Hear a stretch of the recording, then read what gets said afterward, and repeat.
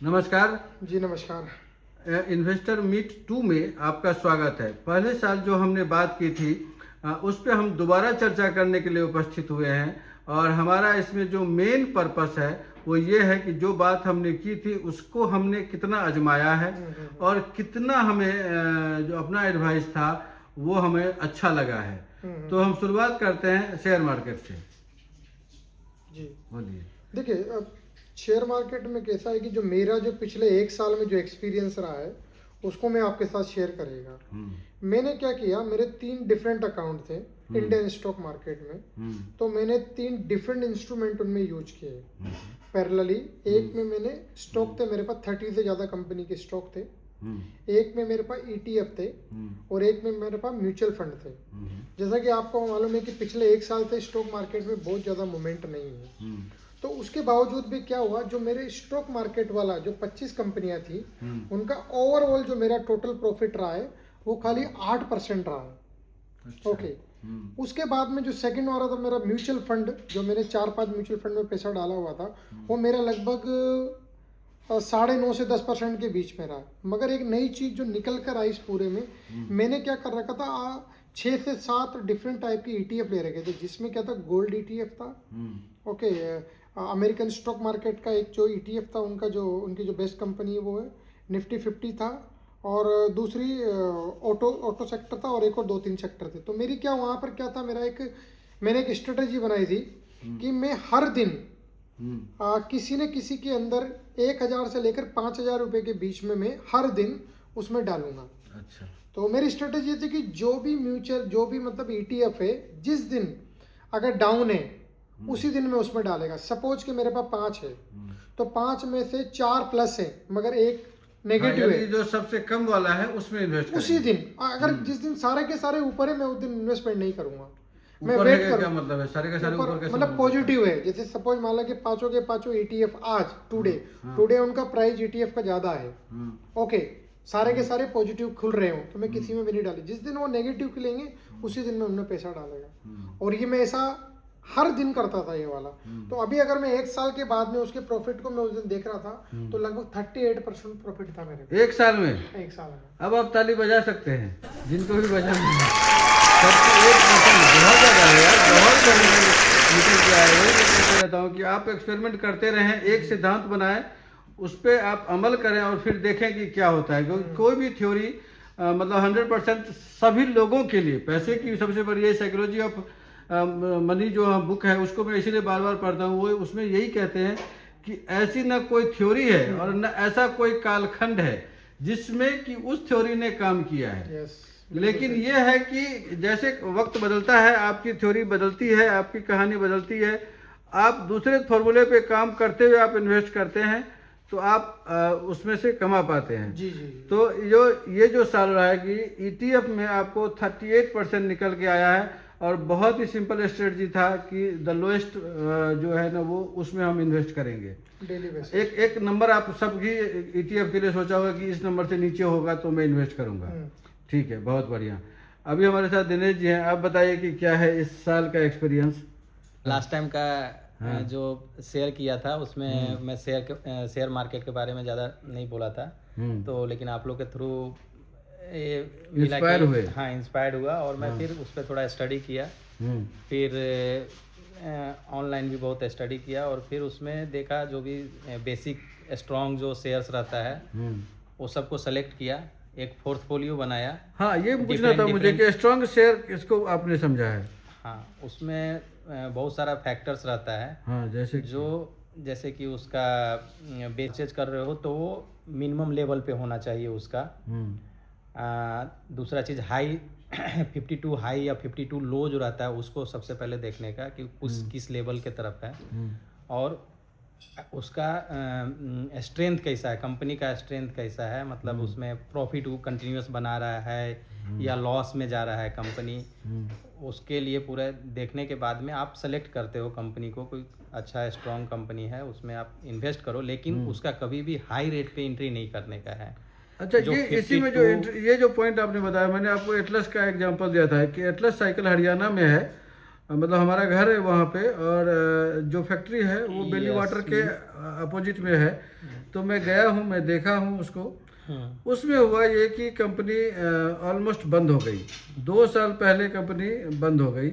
2 साल तक कंपनी दिवालिया नहीं हुई है, किसी ने कुछ भी रजिस्टर नहीं किया, स्टॉक ट्रेड नहीं हुआ। इसके लिए जब उसको आप एनालिसिस करते हैं तो हर चीज़ जीरो दिखाता है। उसके बाद क्या हुआ कि दूसरे ऑनर ने उसको खरीदा, एटलस साइकिल को। एटलस साइकिल दोबारा स्टॉक मार्केट में ट्रेडिंग शुरू किया। अब जब शुरू किया तो उसका रेट जिस पे लॉक हुआ था उस दिन, उसी से ओपन हुआ। यानी 200 रुपीज़ पर शेयर लॉक हुआ था, 200 पर शेयर जो है ना खुल गया। अब वो नीचे जो गिर रहा है तो हर दिन समझे कि 2 रुपया 3 रुपया 2 रुपया 3 रुपया करके गिर रहा है, और एक दिन 136 आ गया। आपने कहा कि ये शेयर लेने वाला नहीं है। क्यों नहीं लेने वाला है? कितना गिरेगा तो लेने वाला होगा? तो फंडामेंटल जो है वो चेक करना ज़रूरी है। अगर फंडामेंटल आपको लगता है कि इस शेयर का स्ट्रॉन्ग है, जो भी पैरामीटर्स है उसका, वो कंपनी स्ट्रॉन्ग दिख रहा है, प्रॉफिट कंटिन्यूस प्रॉफिट बना रही है, लॉस में नहीं जा रही है, उस पर कर्ज जो रहता है, लायबिलिटी नहीं है कंपनी का, वो सब डिटेल जब स्टडी आप करोगे तो पता चलेगा कि कंपनी स्ट्रॉन्ग है कि नहीं। अगर आपको लगता है तो इमीडिएटली उसको खरीदना नहीं है, उसका जाके फिर वैल्यू देखने का है। अभी जो ईयर का उसका 52 वीक का जो वैल्यू है वो लो में है या हाई में चल रहा है। अगर वो हाई में दिखता है तभी आप वेट एंड वॉच करो। वेट ऑन वॉच करो अनलेस वो लोअर साइड में जब जाए। कभी भी ऐसा नहीं रहता, कोई भी ऐसा शेयर नहीं है जो कि हमेशा कंटिन्यूस अप करते जाएगा, कभी भी पिक पे नहीं हमेशा रुका रहेगा, या कंटिन्यूस ग्रोथ में नहीं आता है। कभी ना कभी उसका ऐसा कुछ ना कुछ वैसा फैक्टर आता है मार्केट में, कुछ वीक पॉइंट आता है जब भी वो गिरता है। लेकिन अगर कंपनी का बेसिक बहुत स्ट्रांग है तो आप जब भी उसका लोअर साइड में कभी गया तो इमीडिएटली उसमें इन्वेस्ट करके वेट कर सकते हैं। वेट करेंगे तो फिर स्लोली थोड़ा दिन में हो सकता है और फर्दर और थोड़ा गिरेगा, लेकिन अगर बेसिक फंडामेंटल स्ट्रांग है तो वो धीरे धीरे ग्रो करेगा ही करेगा। तो एक ये मैंने इम्पोर्टेंट बात है, लेकिन हाँ, लेकिन आपने मेरे क्वेश्चन का सही से जवाब नहीं दिया। दूसरी बार बात करेंगे इसी टॉपिक पे। आप मुझे फिर बताइएगा कि एटलस का एग्जांपल मैं इसलिए देता हूँ लोगों को कि कंपनी बंद थी, अभी उसका कोई भी डाटा जीरो दिखाता है। अब दोबारा क्या मैं 1 साल वेट करूं कि डाटा जनरेट हो फिर खरीदूं या अभी खरीदूं? इसको हम कैसे ट्रेस करें? नहीं, उसका फंडामेंटल अभी कैसा दिख रहा है उस पर डिपेंड करता है। अगर वो उसका फंडामेंटल चल रहा है, मतलब अभी फिर से बिजनेस अच्छा करने लगा है, प्रॉफिट में है, कि स्टिल लॉस मेकिंग है। अगर स्टिल लॉस मेकिंग है तो उसको नहीं खरीदना चाहिए। चले ठीक है।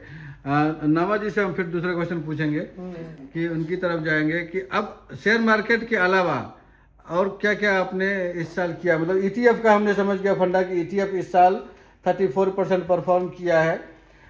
बाकी और क्या आपने स्टडी किया है अभी? अगर आप इस साल का देखोगे ना तो सबसे बेस्ट परफॉर्मर हमारी मेटल रही है, जिसमें गोल्ड और सिल्वर।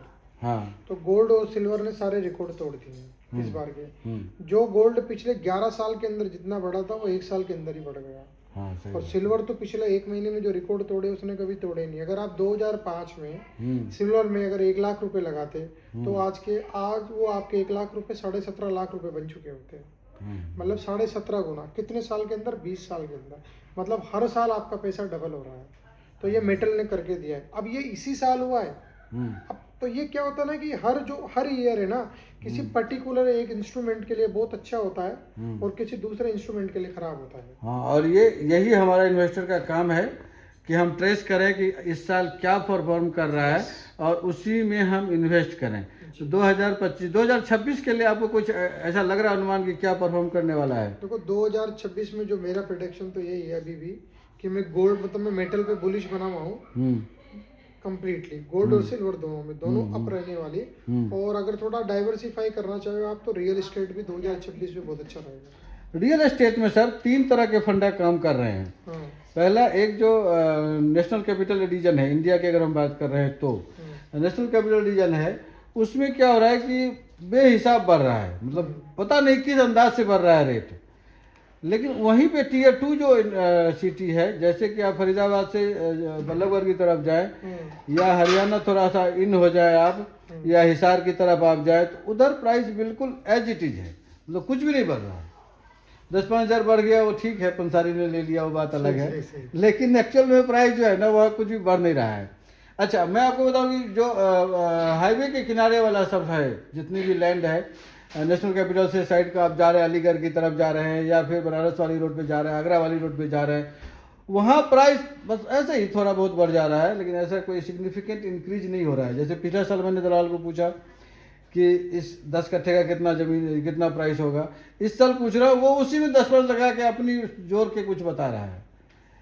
तो ये केयर करना जो है ना ये बहुत ज़रूरी है कि लैंड का जो लोकेशन है वो सबसे ज़्यादा इम्पोर्टेंट हो गया है अभी के कोई टाइम वहाँ में। पे नया प्रोजेक्ट आ रहा है क्या, उस एरिया में अगर प्रोजेक्ट आ रहा है तो अगर आपको पता है कि आने वाला है तो उसमें इन्वेस्टमेंट प्रोजेक्ट का क्या मतलब है? प्रोजेक्ट मतलब कोई शॉपिंग मॉल, कोई बड़ा हॉस्पिटल, बड़ा कॉलेज, इस तरह का, या मेट्रो लाइन, या कुछ भी इंफ्रास्ट्रक्चर डेवलपमेंट वाला जो भी हाँ। फैक्टर्स हो, वो सब कुछ आने वाला है क्या? हाँ, तो हाँ, उसमें ये सही आप वर्ड है कि जहाँ पे investment कुछ करें। इंफ्रास्ट्रक्चर डेवलप हो रहा है वहाँ की या लैंड कोई का बड़ा इंडस्ट्री डेवलपमेंट कोई होता उधर है इन्वेस्टमेंट तो के हम लिए लैंड आया है। में उस तरह की जगह पे हमें लैंड में इन्वेस्ट करना चाहिए। हाँ, और बताइए कि और कोई तीसरा आपने देखा 2026 के लिए जो सोचेंगे? 2026 के लिए जो जो रियल एस्टेट और मेटल पे बुलिश हूँ मैं तो, बाकी सब किसी में ही बुलिश नहीं हूँ। इनमें थोड़ा पैसा आप करके रखो, बाकी क्रिप्टो में भी जाने की जरूरत नहीं, मुझे नहीं लगता क्रिप्टो में जाना चाहिए। ओके, तो दो चीज़ है आपको लगता है कि एक तो रियल एस्टेट है, रियल एस्टेट में लैंड को आप ज़्यादा प्रेफर कर रहे हैं, और लोकेशन सिलेक्शन की कोई प्रोजेक्ट आने वाला हो, खासकर इंफ्रास्ट्रक्चर रिलेटेड कोई प्रोजेक्ट डेवलप हो रहा है तो वहाँ पे अभी इन्वेस्ट करना चाहिए, बाद में फिर देखा जाएगा। और ठीक है, तो इस चर्चा को हम यहीं विराम देते हैं और 1 साल के बाद हम फिर रिव्यू करेंगे इन्वेस्टर मीट 3 में। हाँ, अभी इतना, हाँ, क्योंकि हमें यही है कि स्टार्ट में करना चाहिए और एंड में करना चाहिए कि हम जो स्ट्रेटजी कर रहे हैं हमारा कुछ बढ़ रहा है कि नहीं बढ़ रहा है। बिल्कुल सर। और आपने आप बताइए ना, आपका एक्सपीरियंस, आपकी प्रॉपर्टी कितना गुना बढ़ी, तो उसका भी शेयर करो आप। वो अभी 1 साल से बढ़ी नहीं है, मतलब 1 साल पहले जब हम गए थे तो 11 लाख का लैंड हमने लिया था, 2014 में रजिस्ट्री कराया। हाँ। वो जब हम 2024 में बात करने के लिए गए तो उन्होंने 60 लाख का है, यानी 5 गुना बढ़ गया। मतलब 5 लेकिन वहाँ पे जो 2005 में गए थे तभी क्या सिचुएशन था, और अभी जब गए हैं तो क्या सिचुएशन है? अभी वहाँ पे कुछ नया कुछ प्रोजेक्ट आया? हाँ, नया प्रोजेक्ट मतलब एयरपोर्ट ऑपरेशनल हो गया। एयरपोर्ट तो था ये सदियों से, factor है ना। मतलब चाइना वार जो 1965 में हुई थी उस टाइम में वो एयरपोर्ट बना था सैनिकों के लिए, और वो समझे कि आर्मी एयरपोर्ट था। बट 2013 में नहीं, सॉरी 2017 में वो एयरपोर्ट ऑपरेशनल हो गया, फिर भी 2 फ्लाइट उड़ी और फिर उड़ ना सकी। मतलब दूसरे लोगों ने किसी को कॉन्फिडेंस नहीं आया, उसने कहा कि ये जो रडार हमें सिग्नल दे रहा है वो प्रॉपर नहीं है, ये वो करके 2 बार फ्लाइट उड़ी फिर बंद हो गई। 2021 में स्पाइस जेट ने विधिवत 2 फ्लाइट दिल्ली के लिए 1 महीना तक लगातार चलाया। उसके बाद लोग उसको कस्टमर मिलता रहा, फिर उन्होंने मुंबई और बेंगलोर के लिए चालू किया।